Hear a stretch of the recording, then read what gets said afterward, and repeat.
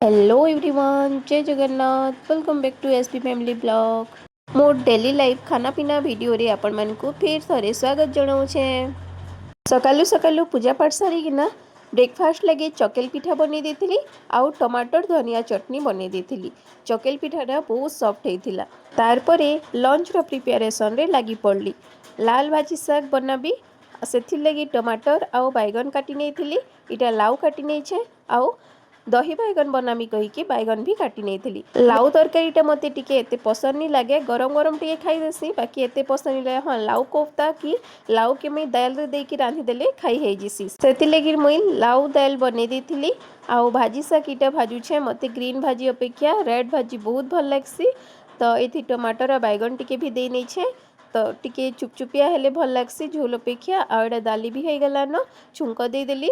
कांकीर और मूला टिके काटी नहीं थी। तो आज लंच थाली रे भाजी साग लाउ दाली आउ दही बैगन होइथिला। लाल भाजी साग रो झोलटा भात रे सानिकला खाइले भातटा लाल लाल दिसी। तो माँ आघ मते एंदा करिकी खुआई देउथिले आउ तार झोलटा खुआई देउथिले। इटा तो मुई चुपचुपिया बनै देछे, तो हेंदा करिकी लाल भात कहिकी खाई नउथिली। से कथा मने पड़ी जाउथिला आज।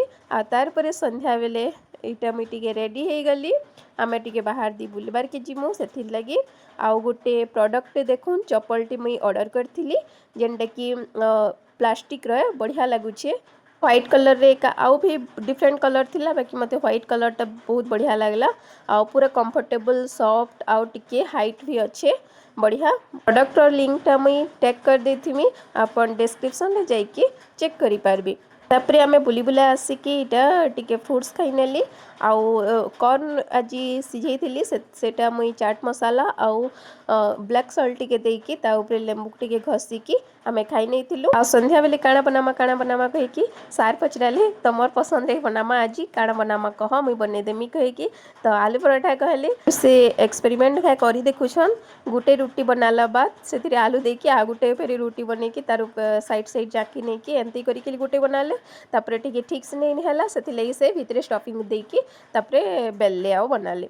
तो एंता आजिर डिनर रे आमे बनैथिलु आलू पराठा आउ आलू मसाला जेन थिला सेटा टिके झोल भी कर नेथिलु आ टमाटर खट्टा टिके बनै देथिलु सलाड।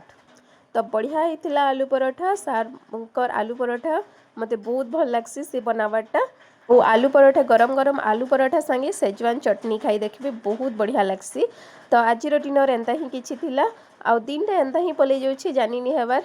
आजिर वीडियो रे एते रहुछे, फिर देखा है नेक्स्ट वीडियो के गुटे गुटे लाइक करबे प्लीज।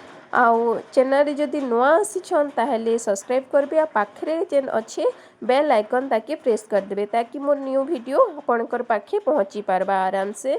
तो रहुछे समस्तंकु राधे राधे, बाय बाय।